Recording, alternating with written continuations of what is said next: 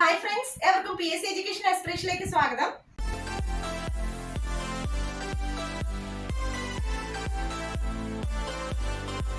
ഇന്നത്തെ ക്ലാസ്സിൽ നമ്മൾ പഠിക്കുന്നത് ഹിസ്റ്ററിയാണ്. യൂണിവേഴ്സിറ്റി അസിസ്റ്റന്റ് പ്രിലിമിനറി ഉൾപ്പെടെയുള്ള എല്ലാ സബ്ജക്റ്റുകൾക്കും 10 മാർക്കോളം ചോദ്യങ്ങളാണ് ഈ ഭാഗത്തു നിന്നുള്ളത്. ഇന്ത്യൻ ഹിസ്റ്ററിയുടെയും വേൾഡ് ഹിസ്റ്ററിയുടെയും വിശദമായ ക്ലാസ് ഞാൻ തന്നിട്ടുണ്ട്. അതിന്റെ ലിങ്ക് ഞാൻ താഴെ ഡിസ്ക്രിപ്ഷൻ ബോക്സിൽ കൊടുത്തേക്കാം. ആവശ്യമുള്ളവർ അത് കാണുക. നമുക്ക് പോകാം കേരള ഹിസ്റ്ററിയിലേക്ക്. ആദ്യമായി 2 കലാപങ്ങളാണ് ഇന്ന് പഠിക്കുന്നത്. First one Anjuthengu കലാപമാണ്.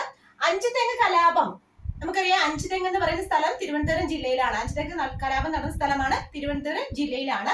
ഏത് വർഷമാണ് അഞ്ചുതെങ്ങ് കലാപം നടന്നതെന്ന് ചോദിച്ചാൽ 1697 മറക്കാതെ പഠിച്ചു വെക്കുക. 1697 തിരുവനന്തപുരം ജില്ലയിലാണ് നടന്നത്. ഇനി പ്രധാനമായും അഞ്ചുതെങ്ങ് കലാപം ഉണ്ടാവാൻ കാരണമായത് എന്താണെന്ന് ചോദിച്ചാൽ കുരുമുളകിന്റെ വ്യാപാര കുത്തക ബ്രിട്ടീഷുകാരെ ഏറ്റെടുത്തതായിട്ടാണ്. അതുമായിട്ട് ബന്ധപ്പെട്ടാണ് അഞ്ചുതെങ്ങ് കലാപം നടന്നത്.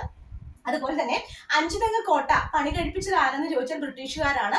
അഞ്ചുതെങ്ങ് കോട്ട പണി കഴിപ്പിച്ച വർഷമാണ് 1695. കലാപം നടന്ന് അതിന് 2 വർഷം മുമ്പാണ് അഞ്ചുതെങ്ങ് കോട്ട സ്ഥാപിച്ചത്. അഞ്ചുതെങ്ങ് കോട്ട സ്ഥാപിച്ചത് 1695. അഞ്ചുതെങ്ങ് കലാപം നടന്നത് 1697. ഓക്കെ, ഇനി അഞ്ചുതെങ്ങ് കലാപം നടന്നതുമായിട്ട് ബന്ധപ്പെട്ട് നമ്മൾ കേൾക്കുന്നതാണ് ആറ്റിങ്ങൽ റാണി. അതായത് ഈ കോട്ട പണിയാനുള്ള അവകാശം കൊടുത്തത് ആരാണെന്ന് ചോദിച്ചാൽ ആറ്റിങ്ങൽ റാണിയാണ്. ആറ്റിങ്ങൽ റാണിയുടെ മറ്റൊരു പേരാണ് ഉമയമ്മ റാണി. ഉമയമ്മ റാണിയാണ് ആറ്റിങ്ങൽ റാണി. ഈ ഉമയമ്മ റാണിയാണ് അഞ്ചുതെങ്ങ് കോട്ട പണിയാനുള്ള അവകാശം ബ്രിട്ടീഷുകാർക്ക് നൽകിയത്. ഓക്കെ, നെക്സ്റ്റ് വൺ ആറ്റിങ്ങൽ കലാപമാണ്. ആറ്റിങ്ങൽ കലാപവും നമുക്കറിയാം തിരുവനന്തപുരം ജില്ലയിൽ തന്നെയാണ് ആറ്റിങ്ങൽ എന്ന് പറയുന്ന സ്ഥലം. അതുപോലെ ഈ ആറ്റിങ്ങൽ കലാപം നടന്ന വർഷം 1721 1721. ഓക്കെ, ഇനി ഈ ആറ്റിങ്ങൽ കലാപത്തിന്റെ പ്രത്യേകത എന്ന് പറയുന്നത് ഫസ്റ്റ് സംഘടിത കലാപമാണ്. അതായത് ബ്രിട്ടീഷുകാർക്കെതിരെ നടന്ന ആദ്യത്തെ സംഘടിത കലാപം എന്ന് വിശേഷിപ്പിക്കുന്നത് ആറ്റിങ്ങൽ കലാപത്തെയാണ്. ഈ സമയം വേണാട് ഭരിച്ചിരുന്നത് ആദിത്യവർമ്മ രാജാവായിരുന്നു. ഈ സമയം വേണാട്ടിലെ ഭരണാധികാരി, അതായത് ആറ്റിങ്ങൽ കലാപം നടക്കുന്ന സമയം വേണാട്ടിലെ ഭരണാധികാരി ആരായിരുന്നു? ആദിത്യവർമ്മയായിരുന്നു. ഇനി ഈ ആറ്റിങ്ങൽ കലാപവുമായി ബന്ധപ്പെട്ട് വധിക്കപ്പെട്ട ബ്രിട്ടീഷ് ഉദ്യോഗസ്ഥൻ ആരാണെന്ന് ചോദിച്ചാൽ ഗിഫോർഡ് ആണ്. ഗിഫോർഡ് മറക്കരുത്. ആറ്റിങ്ങൽ കലാപവുമായി ബന്ധപ്പെട്ട് വധിക്കപ്പെട്ട ബ്രിട്ടീഷ് ഉദ്യോഗസ്ഥനാണ് ഗിഫോർഡ്. ഇനി ഗിഫോർഡ് മാത്രമല്ല, ഏതാണ്ട് 150ഓളം ബ്രിട്ടീഷ് ഉദ്യോഗസ്ഥരും ഇതേ തുടർന്ന് വധിക്കപ്പെടുകയുണ്ടായി. ഇത് SCRT പുസ്തകത്തിലെ ഒരു ഫാക്ട് ആണ്. അപ്പോൾ ആറ്റിങ്ങൽ കലാപവുമായി ബന്ധപ്പെട്ട് വധിക്കപ്പെട്ട ബ്രിട്ടീഷ് ഉദ്യോഗസ്ഥനാണ് ഗിഫോർഡ്. ഏതാണ്ട് 150ഓളം ബ്രിട്ടീഷുകാരും ഇത്തരത്തിൽ മരണപ്പെടുകയുണ്ടായി. അതുപോലെ തന്നെ ഇതിനെ തുടർന്ന് ഒരു ഉടമ്പടിയിൽ ഒപ്പുവെക്കുകയുണ്ടായി. അതായത് ആറ്റിങ്ങൽ കലാപവുമായി ബന്ധപ്പെട്ട് അതിനുശേഷം ഒരു ഉടമ്പടിയിൽ ഒപ്പുവെച്ചു ബ്രിട്ടീഷുകാരുമായിട്ട്. അപ്പൊ ആ ഉടമ്പടിയുടെ പേരാണ് വേണാട് ഉടമ്പടി. അപ്പൊ ആറ്റിങ്ങൽ കലാപത്തെ തുടർന്ന് ഒപ്പുവെച്ച ഉടമ്പടി ഏതാണെന്ന് ചോദിച്ചാൽ വേണാട് ഉടമ്പടിയാണ്. ഈ വേണാട് ഉടമ്പടി എന്നാണെന്ന് ചോദിച്ചാൽ 1721 ഏപ്രിൽ 15 ആറ്റിങ്ങൽ കലാപം നടന്നത്. മറക്കരുത്, 1721 ഏപ്രിൽ 15. ഡേറ്റ് വളരെ ഇമ്പോർട്ടന്റ് ആണ്. ഏപ്രിൽ 15 അത് കഴിഞ്ഞ് 2 വർഷം കഴിഞ്ഞിട്ടാണ് വേണാട് ഉടമ്പടി ഒപ്പുവെച്ചത്. 1723. ഇനി ഒപ്പുവെച്ചത് ആരൊക്കെയാണെന്ന് ചോദിച്ചു കഴിഞ്ഞാൽ ബ്രിട്ടീഷുകാരും അതുപോലെ തന്നെ മാർത്താണ്ഡവർമ്മ രാജാവുമാണ്. അപ്പൊ ബ്രിട്ടീഷുകാരുടെ ഭാഗത്തു നിന്ന് ബ്രിട്ടീഷുകാരും അതുപോലെ തന്നെ അലക്സാണ്ടർ ഓം എന്ന് പറയുന്ന വ്യക്തിയും, ബ്രിട്ടീഷുകാർ ഈസ്റ്റ് ഇന്ത്യ കമ്പനിയുടെ ഭാഗത്ത് നിന്ന് അലക്സാണ്ടർ ഓമും, അതുപോലെ തന്നെ ഇന്ത്യക്കാരുടെ ഭാഗത്തു നിന്ന് മാർത്താണ്ഡവർമ്മ, കേരളീയരുടെ ഭാഗത്തു നിന്ന് മാർത്താണ്ഡവർമ്മ രാജാവ്. ഈ മാർത്താണ്ഡവർമ്മ രാജാവ് അദ്ദേഹത്തെ വിശേഷിപ്പിക്കുന്നത് നെയ്യാറ്റിൻകരയുടെ രാജകുമാരൻ എന്നാണ്. നെയ്യാറ്റിൻകരയുടെ രാജകുമാരൻ എന്ന് വിശേഷിപ്പിക്കുന്നത് ആരെയാണെന്ന് ചോദിച്ചാൽ മാർത്താണ്ഡവർമ്മ രാജാവാണ്. ഈ മാർത്താണ്ഡവർമ്മ രാജാവും ബ്രിട്ടീഷുകാർക്ക് വേണ്ടിയിട്ട് അലക്സാണ്ടർ ഓം ആണ്, ഈസ്റ്റ് ഇന്ത്യ കമ്പനിക്ക് വേണ്ടിയിട്ട് അലക്സാണ്ടർ ഓം തങ്ങളിലാണ് വേണാട് ഉടമ്പടി ഒപ്പുവെക്കുന്നത്. 1723. മറക്കരുത്, 1723. നെക്സ്റ്റ് വൺ ഒന്നാം പഴശ്ശി വിപ്ലവം. അതായത് പഴശ്ശി വിപ്ലവങ്ങൾ 1ഉം 2ഉമായിട്ടാണ് നമ്മൾ പഠിക്കുന്നത്. പഴശ്ശി യുദ്ധങ്ങള് ഏറ്റവും ശക്തമായ, ബ്രിട്ടീഷുകാർക്കെതിരെ നടന്ന ഏറ്റവും ശക്തമായ വിപ്ലവങ്ങളായിരുന്നു പഴശ്ശി യുദ്ധങ്ങൾ എന്ന് പറയുന്നത്. അപ്പോൾ ഈ പഴശ്ശി യുദ്ധങ്ങള് 1793 മുതൽ ഏതാണ്ട് 1805 വരെയുള്ള കാലഘട്ടത്തിലാണ് നടന്നത്. 2 രീതിയിലാണ് നമ്മൾ 2 യുദ്ധങ്ങളായിട്ടാണ് പ്രധാനമായിട്ടും പറയാറുള്ളത്. നമുക്കറിയാം, പഴശ്ശി യുദ്ധങ്ങൾ എന്ന് പറയുമ്പോൾ നമുക്ക് പഴശ്ശി രാജാവിനെയാണ് ഓർമ്മ വരുന്നത്. കോട്ടയം രാജവംശമായിട്ടുള്ള പഴശ്ശി രാജാവാണ്. അദ്ദേഹത്തെ പൈച്ചി രാജ എന്നും അതുപോലെ തന്നെ കെട്ടിയൂട്ട് രാജ എന്നും അറിയപ്പെട്ടിരുന്നു. എങ്ങനെയൊക്കെ അറിയപ്പെട്ടിരുന്നു? പൈച്ചി രാജ, പഴശ്ശി രാജയെ പൈച്ചി രാജ എന്നും കെട്ടിയൂട്ട് രാജ എന്നും അറിയപ്പെട്ടിരുന്നു. കോട്ടയം രാജവംശത്തെ ഭരണാധികാരിയായിരുന്നു ഇദ്ദേഹം. അതുപോലെ തന്നെ ഈ പഴശ്ശി വിപ്ലവവുമായിട്ട് ബന്ധപ്പെട്ട മറ്റു കാര്യങ്ങൾ പഠിക്കാം.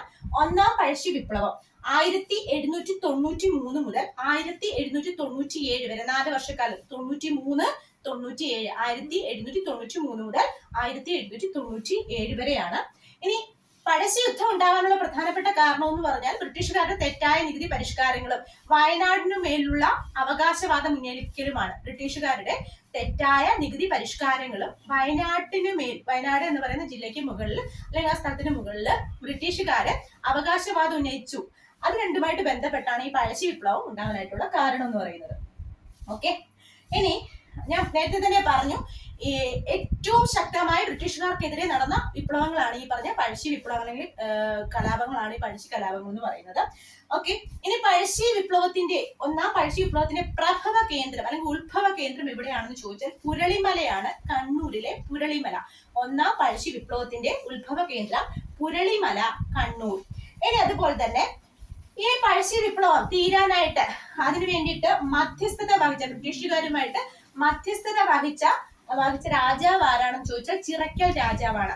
അപ്പോൾ ഒന്നാം പഴശ്ശി വിപ്ലവം 1793 97 വരെയാണ്. തെറ്റായ നികുതി പരിഷ്കാരം കൊണ്ടുണ്ടായതാണ്.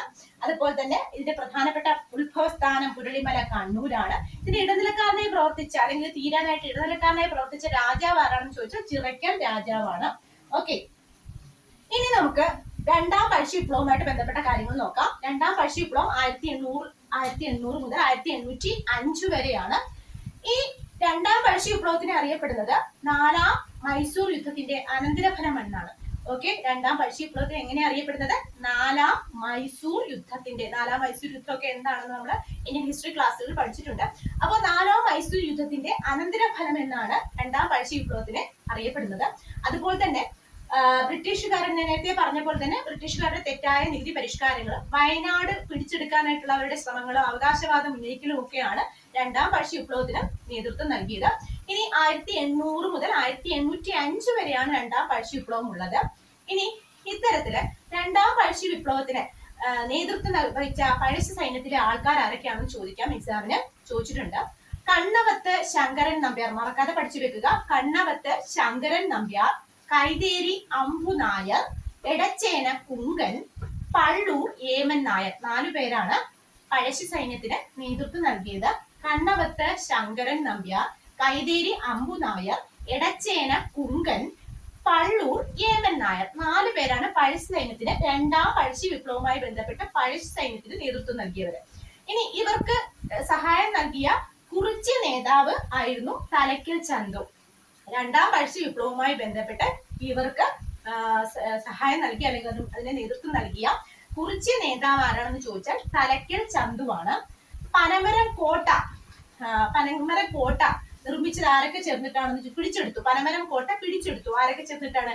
എടച്ചേന കുങ്കനും തലക്കൽ ചന്തുവും. കുറിച്യ നേതാവായ തലക്കൽ ചന്തുവും എടച്ചേന കുങ്കനും ചേർന്ന് 1802 പനമരം കോട്ട ബ്രിട്ടീഷുകാരുടെ കയ്യിൽ നിന്ന് പിടിച്ചെടുത്തത്. അത് മറക്കരുത്. പനമരം കോട്ട പിടിച്ചെടുത്ത വർഷമാണ് 1802. ആരൊക്കെ ചേർന്നിട്ടാണെന്ന് ചോദിച്ചാൽ എടച്ചേന കുങ്കനും അതുപോലെ തന്നെ തലക്കൽ ചന്തുവും ചേർന്നിട്ടാണ്. ഇനി പഴശ്ശി ഒളിവിലിരുന്നു കൊണ്ട് തന്റെ ഗോറില്ല യുദ്ധം നടത്തിയത് എവിടെ വെച്ചിട്ടാണെന്ന് ചോദിച്ചാൽ വയനാട് കുന്നുകളിൽ വെച്ചിട്ടാണ്. പഴശ്ശിയുടെ ഒരു യുദ്ധതന്ത്രമായിരുന്നു ഗോറില്ല യുദ്ധം. ആ യുദ്ധതന്ത്രം നടപ്പിലാക്കിയത് എവിടെ വെച്ചിട്ടാണെന്ന് ചോദിച്ചാൽ വയനാട് കുന്നുകളിൽ വെച്ചിട്ടാണ്. ഇനി ബ്രിട്ടീഷ് പട്ടാള മേധാവി ഈ സമയത്ത് അതായത് രണ്ടാം പഴശ്ശി വിപ്ലവ കാലത്തെ ബ്രിട്ടീഷ് പട്ടാള മേധാവി ആരാണെന്ന് ചോദിച്ചാൽ ആർതർ വെല്ലസ്ലി ആണ്. മറക്കരുത്, ആർതർ വെല്ലസ്ലി. രണ്ടാം പഴശ്ശി വിപ്ലവ കാലത്തെ ബ്രിട്ടീഷ് പട്ടാള മേധാവിയാണ് ആർതർ വെല്ലസ്ലി.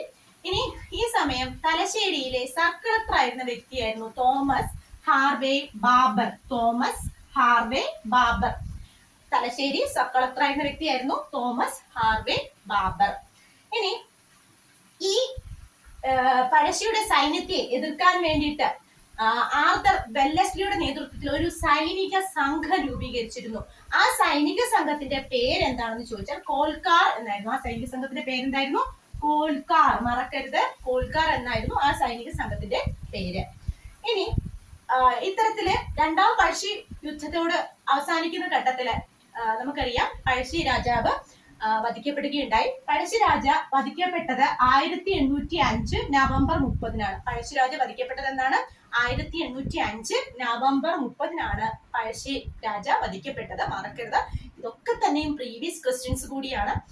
ഇനി ഇത് എവിടെ വെച്ചിട്ടാണ് പഴശ്ശിരാജ മരണപ്പെട്ടതെന്ന് ചോദിച്ചാൽ മാവിലാന്തോട്, മാനന്തവാടി, വയനാട് ജില്ലയിലെ സ്ഥലമാണ്. നമുക്കറിയാം വയനാട് ജില്ലയിലെ മാനന്തവാടിയിലെ മാവിലാന്തോട്ടിൽ വെച്ചിട്ടാണ് ഈ 1805 നവംബർ 30-ന് പഴശ്ശിരാജ കൊല്ലപ്പെടുന്നത്. ഈ പഴശ്ശിരാജയെ കേരള സിംഹം എന്ന് വിളിച്ചത് സർദാർ KM പണിക്കരാണ്. പഴശ്ശിരാജയെ കേരള സിംഹം എന്ന് വിശേഷിപ്പിച്ചത് സർദാർ KM പണിക്കരാണ്. അവിടെ തന്നെ മറ്റൊരു ചോദ്യം കൂടി പഠിച്ചു വെക്കാം. സർദാർ KM പണിക്കർ എഴുതിയ പഴശ്ശിരാജയെ കുറിച്ച് എഴുതിയൊരു ബുക്കാണ്, കൃതിയാണ് കേരള സിംഹം. അപ്പൊ കേരള സിംഹം എന്ന കൃതി എഴുതിയതും അത് പഴശ്ശിരാജയെ കുറിച്ചാണ്. അതുപോലെ തന്നെ പഴശ്ശിരാജയെ കേരള സിംഹം എന്ന് വിശേഷിപ്പിച്ചതും സർദാർ KM പണിക്കരാണ്. ഇനി ശ്രദ്ധിക്കേണ്ട മറ്റൊരു കാര്യമാണ്, പഴശ്ശിരാജ ചമയങ്ങളില്ലാതെ എന്ന കൃതി എഴുതിയത് ആരാണെന്ന് ചോദിച്ചാൽ മുണ്ടക്കയം ഗോപിയാണ്. പഴശ്ശിരാജ ചമയങ്ങളില്ലാതെ എന്ന കൃതി എഴുതിയത് മുണ്ടക്കയം ഗോപി. പഴശ്ശിരാജ ചമയങ്ങളില്ലാതെ മുണ്ടക്കയം ഗോപി എഴുതിയ കൃതിയാണ്. ഇനി നമുക്ക് കുറച്ച് എളുപ്പം ഇമ്പോർട്ടന്റ് ആയിട്ടുള്ള മറ്റ് മോസ്റ്റ് റിപ്പീറ്റഡ് പ്രീവിയസ് ക്വസ്റ്റ്യൻ ആണ്. പഴശ്ശി സ്മാരകം സ്ഥിതി ചെയ്യുന്നത് എവിടെയാണെന്ന് ചോദിച്ചാൽ അത് മാനന്തവാടിയാണ്. പഴശ്ശി സ്മാരകം സ്ഥിതി ചെയ്യുന്നത് മാനന്തവാടി. പഴശ്ശി മ്യൂസിയം ചോദിച്ചു കഴിഞ്ഞാൽ അത് കോഴിക്കോട് ഈസ്റ്റ് ഹില്ലിലാണ്. പഴശ്ശി സ്മാരകം സ്ഥിതി ചെയ്യുന്നത് മാനന്തവാടിയിലും പഴശ്ശി മ്യൂസിയം സ്ഥിതി ചെയ്യുന്നത് കോഴിക്കോട് ഈസ്റ്റ് ഹില്ലിലാണ്. പഴശ്ശി ഡാം സ്ഥിതി ചെയ്യുന്നതോ കണ്ണൂരാണ്. ഇത് വളപട്ടണം പുഴയിലാണ്. പഴശ്ശി സ്മാരകം Mananthavady, Pazhassi museum Kozhikode East Hill, Pazhassi dam Kannur, Valapattanam പുഴയിലാണ്. അതുപോലെ തന്നെ പഴശ്ശി ഗുഹ എവിടെയാണെന്ന് ചോദിച്ചാൽ മലപ്പുറത്താണ്. തിരിഞ്ഞുപോലെ എല്ലാം വയനാടൊക്കെ ആയതുകൊണ്ട് വയനാടും കണ്ണൂരൊക്കെയാണ് നമുക്ക് തിരിഞ്ഞു പോകാൻ സാധ്യതയുണ്ട്. പഴശ്ശി ഗുഹ മലപ്പുറമാണ്. ഇനി പഴശ്ശി കോളേജുകൾ 2 ഉണ്ട്. അത് മട്ടന്നൂര്, കണ്ണൂരിലെ മട്ടന്നൂരിലും അതുപോലെ തന്നെ പുൽപ്പള്ളി വയനാട്ടിലുമാണ്. പഴശ്ശി കോളേജ് എവിടെയൊക്കെയാണ്? മട്ടന്നൂർ കണ്ണൂർ, അതുപോലെ തന്നെ പുൽപ്പള്ളി വയനാട്. ഇത്രയും കാര്യങ്ങള്, ഒത്തിരി കാര്യങ്ങളാണ്, മോസ്റ്റ് റിപ്പീറ്റഡ് കാര്യങ്ങളാണ്. പഠിച്ചു വെക്കുക. അപ്പോ ഇന്നത്തേക്ക് പോകുന്നു. Bye bye.